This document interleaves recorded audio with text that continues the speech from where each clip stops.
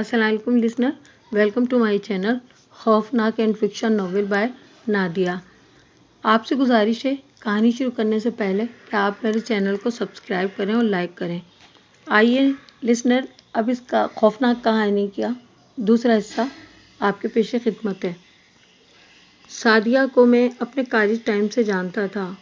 वो पहले हमारे पड़ोसी थे और इसके बाद दूसरे इलाके में शिफ्ट हो चुके थे। मैं इस लड़की से इश्क करता था, पागलों की तरह इससे पूछता था, इससे इतनी मर्तबा इजहार किया था मैंने, मगर इसने कोई जवाब न दिया था। फिर वो लोग दूसरे इलाके में चले गए। इसने मुझे मैसेज का जवाब देना भी तर्क कर दिया था और कुछ अरसे के बाद इसकी शादी का कार्ड हमारे घर आ गया था। मैंने बहुत कोशिश की इसकी शादी रुकवाने की, मगर मैं इस वक्त 19 साल का एक बेवकूफ़ सा लड़का था और वो किसी और की हो गई थी। बहुत अजियत सही थी मैंने, और इस अजियत ने मुझे बाद में बहुत बहादुर बना दिया था। और आज मैंने अपने हाथों से इसकी कब्र खोली थी। क्या वो वाकई इस जिन याकूत से प्यार करती थी, ये जानते हुए भी कि वो एक जिन है? मैं घर आ गया था और अपने बिस्तर पर करवट पे करवट बदल रहा था। मुझे किसी पल चैन नहीं मिल रहा था। ये सोचकर तो जैसे मेरा दिल आग पर रखा हुआ बर्फ का गोला बन जाता कि वो किसी और के साथ थी। वो अजियत जो मैंने 2 साल पहले उठाई थी, आज दोबारा इससे गुजर रहा था। लेकिन सादिया 2 साल से इस बंद कब्र में जिंदा कैसे थी? ये एक ऐसा मुअम्मा था जो किसी सूरत में हल नहीं हो रहा था। मैं बिस्तर पर करवट पे करवट बदल रहा था, मगर दिल को किसी लम्हे करार न आ रहा था। अचानक मुझे अपने पीछे किसी की मौजूदगी का एहसास हुआ। मैं समझा कि याकूत होगा, मगर जब मैंने पीछे मुड़कर देखा तो वहाँ याकूत की मंगेतर खड़ी थी, जिसे मैंने अपने अमल के बाद तसव्वुर की निगाह से देखा था। हमीन, तुमसे बात करने आई हूँ मैं सब जानती हूँ कि तुम इस आदमजाद सईदा की मोहब्बत में गिरफ्तार हो, और मेरे महबूब जो कि अब तुम्हारा दोस्त बन चुका है, वो भी इसी पर मर मिटा है। वो ये बात भूल चुका है कि वो एक आदमजादी है। अब क्या लेने आई हो यहाँ मेरे पास? मैंने लेटे लेटे कहा और अपने आंखों पर हाथ रख लिया। याकूत यहाँ आने वाला है, मेरे साथ चलो तुम। यहाँ हमारा बात करना मुनासिब नहीं है। रोशनी का लहजा चौकन्ना हो गया था। मुझे कहीं नहीं जाना और तुम भी मुझे मेरे हाल पर छोड़ दो। तुम लोगों के मसले हैं ना, तुम खुद निपटाओ। तुम यूँ नहीं मानोगे। रोशनी ने इतना कहकर आगे बढ़कर मेरी कलाई पकड़ ली तो मेरे जिस्म को जोर से झटका लगा और सेकंड के 1000वें हिस्से में मैं अपने घर से मीलों फासले पर एक जजीरे पर था। मैं एक घने जंगल में था और पीछे पानी के झरनों और समंदर की लहरों की आवाज़ें सुन रहा था, और इससे पता चल रहा था कि ये एक जजीरा है। मेरे सामने रोशनी खड़ी थी। क्यों लाई हो मुझे यहाँ? मैंने गुस्से से पूछा। क्योंकि मैंने तुमसे बात करनी थी और वहाँ याकूत आने वाला था, रोशनी ठंडे लहजे में बोली। और सिर्फ अपनी बात करने के लिए तुम मुझे कहाँ ले आई हो? मैं आसपास हैरत से देखते हुए बोला। यह हमारी दुनिया है, वो दुनिया जिससे मेरा और याकूत का पैदाइशी ताल्लुक है। हम यहाँ पैदा हुए थे। लेकिन ये तो कोई वीरान जजीरा है। वो मुस्कुराई। हाँ, ये जजीरा ज़रूर है, लेकिन वीरान नहीं है। इसमें इस वक्त भी हज़ारों जिन्नात तुम्हें देख रहे हैं, लेकिन तुम इन्हें नहीं देख सकते, क्योंकि वो नहीं चाहते कि तुम इन्हें देख सको। मुझे फजूल में डराने की ज़रूरत नहीं है, समझी? अच्छा ये देखो। उसने इतना कहकर कुछ पढ़कर फूंक मारी तो देखते ही देखते वहाँ पर मुख्तलिफ किस्म के लोगों का रश हो गया, जो कि कुछ बेहद ठिंगने थे और कुछ बहुत ज़्यादा लंबे, और उनके चेहरे भी बहुत खौफनाक थे। स्याह और सुर्ख लंबे तलंगे जिस्म, हैबतनाक शक्ल लिए हुए। मैं ये सब देखकर डर सा गया था। न जाने मैं क्यों इन जन्नात में फंस गया था। बेख्तियार मैंने ये सोचा था। रोशनी ने फिर वही दुरूद पढ़कर विर्द पढ़ा और फूंक मारी तो वहाँ पहले जैसी वीरानी छा चुकी थी। मैं रोशनी की तरफ देखने लगा था। उसके चेहरे पर एक जहरीली मुस्कुराहट फैली हुई थी। क्या अब भी तुम मेरी बात नहीं सुनोगे? उसके लहजे में तंज की गहरी काट थी। हाँ बोलो, मुझे क्यों लाई हो यहाँ? मैंने बादल नाखास्ता कहा। देखो हमीन, तुम अब तक हमारे बारे में बहुत कुछ जान चुके हो, लेकिन अभी तुम्हें कुछ सवालों के जवाबात नहीं मिले, और मेरे पास इन सवालों के जवाब हैं। सादिया की कब्र के कतबे से इसका नाम कैसे मिटा था? मैंने पहला सवाल किया। वो मैंने तुम लोगों के आने से पहले मिटा दिया था। मैंने जब अपने अमल में सारी हकीकत जान ली थी तो सादिया के मुंह के सामने सिया धुआं कैसा था, मैं इसका चेहरा क्यों ना देख सका था? میں نے تمہارے عمل سے پہلے ایک ایسا منتر پڑھ لیا تھا کہ تم سعدیہ کو نہ دیکھ سکو، کیونکہ میں جان گئی تھی کہ سعدیہ ہی وہ لڑکی ہے جس سے تم محبت کرتے ہو۔ اور سعدیہ کو اتنا عرصہ تم نے زندہ کیوں رکھا؟ حمین، میں تمہیں سب کچھ شروع سے بتا دوں گی، روشنی نے میرے سوال کو نظر انداز کرتے ہوئے کہا۔ بس تم اتنا کرو کہ میرا اور یاقوت کا رشتہ جو بچپن سے طے تھا، ہم دونوں ایک دوسرے سے محبت کرتے تھے، لیکن یاقوت نے مجھ سے بے وفائی کی تھی۔ اس نے مجھے چھوڑ کر ایک آدمزادی کو اپنانے کا فیصلہ کر لیا تھا، اور میں نے اپنی محبت کو بچانے کے لیے سعدیہ پر اپنی طاقتوں سے سختہ طاری کر دیا تھا، اور لوگوں نے اسے مردہ سمجھ کے دفنا دیا تھا۔ مگر میں انسانوں کے گندے خون سے اپنے ہاتھ نہیں رنگنا چاہتی تھی، اس لیے میں نے سعدیہ کی قبر میں ایک چھوٹا سا سوراخ بنا دیا تھا، ہوا کی آمد و رفت کے لیے۔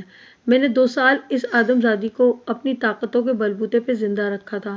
میں صرف یہ چاہتی تھی کہ یاقوت میری طرف لوٹ آئے، مگر ہوا اس کے برعکس تھا۔ یاقوت اس آدمزادی کو بے وفا سمجھنے لگا تھا، کیونکہ اس کی طاقتوں نے اسے یہ تو بتا دیا تھا کہ وہ آدمزادی زندہ ہے، مگر وہ کہاں ہے یہ وہ نہیں جان پا رہا تھا، کیونکہ میں نے پہلے سے ہی ایک بندش کی ہوئی تھی۔ اس بندش کی وجہ سے وہ کبھی بھی یہ نہیں جان سکتا تھا کہ اس کی محبوبہ زندہ قبر میں دفن ہے۔ میں سمجھ رہی تھی کہ اب میرا یاقوت میرے پاس لوٹ آئے گا، مگر ہائے ری محبت، میں نے خوش فہمیاں پالی ہوئی تھیں۔ وہ وہاں آدمزادوں سے مدد مانگنے لگا۔ اس نے اپنی محبت کی وجہ سے اپنے وقار کو بھی داؤ پر لگا دیا تھا، لیکن آدمزاد چونکہ ہم سے ڈرتے ہیں، اس لیے کوئی بھی اس کی مدد کرنے کے لیے آمادہ نہیں ہو رہا تھا۔ اور پھر یاقوت تم سے ملا، تم اس کا ساتھ دینے لگے، اور تم لوگوں نے بہت سے سچ بھی جان لیے تھے۔ پھر میں نے تمہارے بارے میں اپنی طاقتوں سے جانکاری حاصل کی تھی۔ پھر پتہ چلا کہ تم بھی اس لڑکی سے محبت کرتے ہو۔ میں نہیں چاہتی تھی کہ تمہیں پتہ چلے کہ یاقوت کی محبوبہ اصل میں وہی لڑکی ہے جسے تم چاہتے تھے، کیونکہ یوں اس آدمزادی کو اور بھی ہمدردی مل جاتی، اور یہ مجھے گوارا نہیں تھا۔ میں نے سعدیہ کی قبر کے قطرے سے اس کا نام مٹا دیا۔ میں نے اسی لیے تمہارے عمل میں تمہیں سعدیہ کا نشان بھی نہیں جاننے دیا تھا۔ مجھے اس پورے واقعے کی ایک ایک تفصیل بتا دی تھی۔ کیسا فیصلہ؟ بتاؤ مجھے، میں نے حیرت سے پوچھا۔ یہی کہ میرا ساتھ دو گے یا میرے خلاف قدم اٹھاؤ گے؟ تم مجھ سے کیا چاہتی ہو؟ تمہیں بھلا ایک انسان کے ساتھ کی کیا ضرورت ہے؟ میں چاہتی ہوں کہ تم اس سعدیہ کو لے کر ہماری دنیا سے بہت دور چلے جاؤ، لیکن پہلے یاقوت کو احساس دلاؤ کہ اس کے لیے سعدیہ نہیں بنی، تمہارے لیے بنی ہے۔ اس کے لیے میں ہوں، صرف میں اور تم اب کچھ نہیں کر سکتے، کیونکہ وہ دونوں ایک دوسرے کے پیار میں سچ مچ میں مبتلا ہیں۔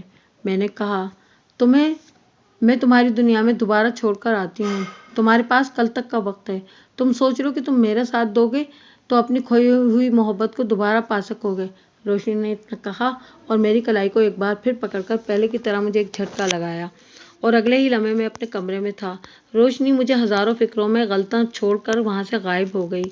میں آج اتنے دنوں کے بعد یونیورسٹی آیا تھا، مگر کسی بھی چیز میں میرا دل بالکل نہیں لگ رہا تھا۔ بس ہر لمحہ سعدیہ کا خیال آ رہا تھا۔ کچھ عرصہ پہلے میں بہت مشکل سے اس غم سے نکلا تھا، اور اب ایک بار پھر مجھے کچھ سمجھ نہیں آ رہا تھا کہ کیا کروں۔ عجیب قسم کے حالات میں پھنس گیا تھا۔ تو آج رات روشنی دوبارہ آنے والی تھی۔ مجھے اپنے فیصلے سے اسے آگاہ کرنا تھا۔ بے شک میں سعدیہ کو دوبارہ حاصل کرنا چاہتا تھا، لیکن میں سعدیہ کو کوئی دکھ بھی نہیں دینا چاہتا تھا، کیونکہ میرے لیے سعدیہ کی خوشی ہر شے سے مقدم تھی، اور میں اپنے دوست یاقوت کو بھی دکھ نہیں دینا چاہتا تھا۔ لیکن میں اس دل کا کیا کرتا جس نے ہر لمحہ ہر پل صرف سعدیہ کو دیکھا تھا، صرف اسے چاہا تھا، صرف اسے پانے کی تمنا کی تھی۔ میں کیسے اپنی محبت کا تحفہ اپنے دوست کو دے دوں؟ آج مجھے اپنے محبوب اور اپنی محبت میں سے کسی ایک کو چننا تھا۔ اگر محبت کو چنتا تو اپنے محبوب کی خوشی کے لیے مجھے اپنی محبت کی قربانی دینا ہوگی۔ اوہ، یہ انتخاب کتنا مشکل ہے، کوئی میرے دل سے پوچھے۔ جیسے تیسے میں نے یونیورسٹی میں سارا دن گزارا اور 3 بجے گھر واپس آ گیا۔ کھانا کھایا اور پھر اپنے کمرے میں گھس گیا، دروازہ بند کیا اور یاقوت کو 3 بار پکارا۔ وہ میرے سامنے تھا۔ آج اس کا چہرہ کھلا ہوا تھا، اس کی ساری اداسیاں غائب تھیں، اور شاید اس کی اداسیاں میری طرف ٹرانسفر ہو گئی تھیں۔ یاقوت آگے بڑھا اور میرے گلے لگ گیا۔ خوشی اس کے انگ انگ سے پھوٹ رہی تھی۔ حمین، میں بہت خوش ہوں، تم نے میری زندگی میں نئے رنگ بھر دیے ہیں۔ میں تمہارے احسانوں کا بدلہ کیسے چکاؤں گا؟ یاقوت میرے گلے سے لگا اور یہ سب کہہ رہا تھا۔ پھر اچانک اس نے مجھے چھوڑا، یوں جیسے اسے کسی انہونی کا احساس ہوا ہو۔ وہ ارد گرد چل کر اپنی ناک کو سکیڑ کر کچھ سونگھنے کی کوشش کر رہا تھا۔ وہ بولا تو اس کی آواز عجیب سی ہو رہی تھی۔ यहाँ और कौन आया था हमीन? कौन आया था? क्या मतलब? यहाँ तुम्हारे अलावा और कौन आ सकता है भला? मैंने नजरें चुराते हुए कहा। अब तुम मुझसे झूठ बोलोगे? मुझे महसूस हो रहा है कि यहाँ मेरे अलावा भी कोई गैर मरई मखलूक आई है। मुझे बताओ, कौन था वो? क्या रोशनी? कहीं वो एक बार फिर मेरी सादिया को नुकसान तो नहीं पहुंचाना चाहती? याकूत बड़े दुरुस्त अंदाजे लगा रहा था और इन लम्हात में मैंने फैसला कर लिया था कि मुझे किसको चुनना है, महबूब को या मोहब्बत को। याकूत, मैंने तुम्हें कुछ बताना है, मैंने हिम्मत का मुजाहरा करते हुए कहा। वो सवालिया निगाहों से मुझे तकने लगा और मैं उसे सब कुछ सच सच बताने लगा, अपनी सादिया से मोहब्बत से लेकर रोशनी से मुलाकात तक, सब कुछ। वो चुपचाप मुझे सुनता रहा और मैं बोलता रहा। जो तुम हो वो इंसान जिसके बारे में सादिया ने बताया था कि वो इससे एक तरफा मोहब्बत करता है, जानते हो, अगर तुम्हारी जगह कोई और होता तो उसकी जान में अपने हाथों से लेने में जरा भी देर न लगाता। मगर तुम्हारे मुझ पर बेशुमार एहसान है और आज मैं वो एहसान उतार रहा हूँ तुम्हारी जान बख्शी करके। रही इस रोशनी की बात, तो आज की रात इसकी ज़िंदगी की आखिरी रात है। इसकी वजह से मेरी सादिया कब्र में कैद रही थी और सज़ा का वक्त आ गया है। तुम्हारा मेरा ताल्लुक उतना ही था और आज से हर ताल्लुक, हर रिश्ता खत्म। तुम जा सकते हो यहाँ से अब। मैं हैरत से इस जिन को देख रहा था जिसने अपना काम होते ही आंखें माथे पर सजा ली थी। क्या जिन भी हम इंसानों की तरह शफाक और खुदगर्ज हो सकते हैं? वो वहां से गायब हो गया था और मैं शिकस्ता कदमों से अपने बिस्तर की तरफ बढ़ गया। फूलों से भरा हुआ एक बागीचा था, हर सू रंगारंग फूल महक रहे थे। इनकी मसूर कुन खुशबू से बागीचा महक रहा था और वहां वो दोनों बैठे थे, सादिया और याकूत। मैंने देखा कि इनके चेहरों पर बड़ी सरशार मुस्कुराहट थी। सादिया के हाथों में फूलों का एक गुलदस्ता था जो गालिबन याकूत ने उसे दिया था और धीमी धीमी हवा इन दोनों के लिबास और बालों से अटखेलियां कर रही थी। एक झटके से मेरी आंख खुली थी और खुदाया, अब मुझे नींद में भी अजाब सहना पड़ेगा। अचानक मेरे सामने धुआं सा फैला और उस धुएं से रोशनी निकली। वो जख्मी थी, उसके जिस्म से खून निकल रहा था जो इसके लिबास को रंगीन कर रहा था। क्या हुआ है? तुम्हारा यह हाल कैसे हुआ? किसने तुम्हें जख्मी किया है? मैं बिस्तर से उठ बैठा। इसी जालिम ने, जिससे मैंने बेहद मोहब्बत की, इसी ने मेरा यह हाल किया है। वो इस आदमजादी के प्यार में बिल्कुल पागल हो चुका है। अमीन, मैंने तुमसे कहा था ना कि आज रात मैं तुमसे तुम्हारा इंतखाब जानने के लिए आऊंगी, मगर अब इसकी ज़रूरत नहीं रही। याकूत ने मुझे ज़ख्म दिए हैं और अब मेरी सारी ताकतें भी मुझसे छिन गई हैं। कुछ लम्हात में मैं मर जाऊंगी अमीन। इतना कहकर वो फूट फूट कर रोने लगी। मुझे इस पर बेतहाशा तरस आया था। हम दोनों एक ही कश्ती के सवार थे। मैं उठकर इसके पास आया, लेकिन तब तक इसके जिस्म को झटके लगने लगे थे और फिर वो बेजान होकर गिर गई। वो मर चुकी थी और कुछ ही लम्हों में वो वहां से धुआं बनकर गायब हो गई। इसे इसके दर्द से हमेशा हमेशा के लिए रिहाई मिल गई थी और ये रिहाई दिलाने वाला भी उसका अपना था, याकूत। याकूत, याकूत, कहाँ हो तुम? फौरन आओ मेरे पास। इतना सब कुछ देखकर मेरे आसाब शल हो गए थे और मैंने चिल्ला चिल्लाकर याकूत को बुलाया था। वो मेरे सामने था, बहुत बदल गया था। उसकी मासूमियत न जाने कहाँ चली गई थी। मैंने तुमसे कहा था ना कि अब हमारा कोई ताल्लुक नहीं है, तो फिर तुम मुझे क्यों आवाज़ें लगा रहे हो? उसने नागवारी से कहा। मैंने कहा, तुमने रोशनी को इतनी सी गलती की इतनी बड़ी सज़ा क्यों दी याकूत? वो तुमसे प्यार करती थी। ना चाहते हुए भी मेरे लहजे में दुख डर आया था। ये मेरा और उसका ज़ाती मामला है, तुम दखल मत दो। मैं रोशनी के साथ कुछ भी करूं तुम्हें कोई गर्ज नहीं होनी चाहिए। इतना कहकर वो चला गया और मैं इसे देखता रह गया। वो एक जिन था और मैं इसका मुकाबला नहीं कर सकता था सिवाय सब्र के। मेरे पास करने को कुछ भी तो न था। जिस दर्द से मैं और रोशनी गुजरे हैं, खुदा करे तुम भी इस दर्द से गुजरो। बेख्तियार मेरे दिल से बद्दुआ निकली थी। मुझे नहीं पता था कि वो बद्दुआ मेरे लिए क्या अजाब लाने वाली है। मैं कुर्सी पर बैठ गया था और मैंने अपनी ज़िंदगी में मूव ऑन करने का फैसला कर लिया और हफ्जा की मोहब्बत को कबूल करने का मैंने सोच लिया, क्योंकि मुझे मोहब्बत मिले ना मिले लेकिन ज़िंदगी में आगे बढ़ना तो था ना। वो एक नई सुबह थी, नए फैसले करने की सुबह। मैं अम्मी के कहने पर नाश्ते की टेबल पर बैठ तो गया था, मगर नाश्ता करने का कोई मूड नहीं था। हमीन, मैंने तुमसे बात करनी है, अम्मी ने मेरे साथ वाली कुर्सी पर बैठते हुए कहा। जी अम्मी, कहिए। मैं सोच रही हूँ कि रिफत से तुम्हारे रिश्ते की बात करूँ। तुम हफ्जा से मिल भी चुके हो, तुम्हें कोई एतराज़ तो नहीं है ना? मैंने खाली निगाहों से अम्मी को देखा था। मुझे कोई एतराज़ नहीं है अम्मी, मैंने कहा, और इसके बाद मुझे कोई एहसास न रहा था कि मेरे आसपास क्या हो रहा है, क्योंकि हर शे एकदम स्लो मोशन में चली गई थी। خیر میں نے جیسے تیسے کر کے وہ دن شام تک گزارا تھا اور شام کو میں نے اپنے آپ کو کمرے میں بند کر لیا تھا۔ تھوڑی دیر بعد ہی میرے سامنے یاقوت آ گیا۔ مگر یہ کیا؟ وہ تو اداسیوں اور غموں کی زندہ تصویر بن کر آیا تھا۔ کل تک تو وہ بے حد خوش تھا اور آج حمید میں تم سے معافی مانگنے کے لیے آیا ہوں۔ میں نے روشنی پر بھی بہت ظلم کیا ہے۔ میں پیار میں اندھا ہو گیا تھا اور مجھے میرے کیے کی سزا مل گئی ہے۔ آج صبح سعدیہ کو ایک سانپ نے ڈس لیا تھا۔ اس مرتبہ وہ سچ مچ مر گئی۔ اتنا کہہ کر وہ جن رونے لگا اور میں سکتے کے عالم میں کھڑا اسے روتے ہوئے دیکھتا رہا۔ مجھ میں بے لوث محبت کے سوا کچھ بھی نہیں۔ تم چاہو تو میری سانسوں کی تلاشی لے لو۔ اتنے برس گزر گئے۔ یاقوت اپنی دنیا میں لوٹ کر چلا گیا اور اب شاید پہلے کی طرح بے چین ہو، کیونکہ مقتول کوئی بھی ہو، قتل جیسا بھی ہو، قاتل سکون سے نہیں رہ سکتا۔ یہی قدرت کا انصاف ہے۔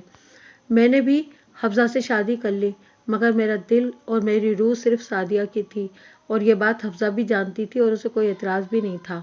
میں اکثر سعدیہ کی قبر پر جاتا ہوں اور اکثر یہ بات سوچتا ہوں کہ وہ محبت جس میں صرف محبوب کو پانے کی تمنا ہو ایک بیماری کی طرح ہوتی ہے جو انسان کے دل کو لگ جاتی ہے اور دل کو بیمار کر دیتی ہے۔ جب انسان کا دل بیمار ہو جائے تو باقی کا بدن بھی کام کرنا چھوڑ دیتا ہے۔ اس لیے ایسی محبت سے بچنا چاہیے۔